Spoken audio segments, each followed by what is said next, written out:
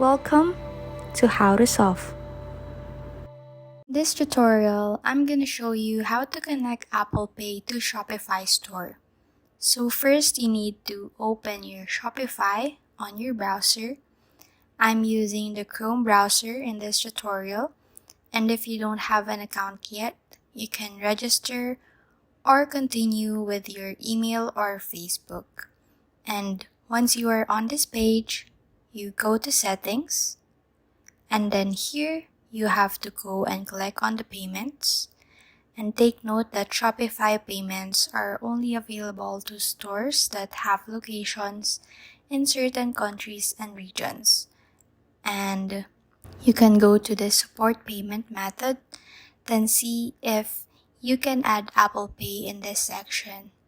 But if you can't find it here, you can go to the first option earlier, which is the payment provider. Click choose a provider and then scroll down here.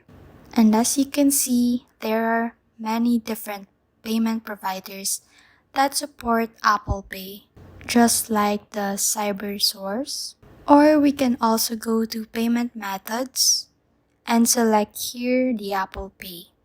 And with this, we can see all the payment providers that support Apple Pay. So on the bottom, we have here Stripe.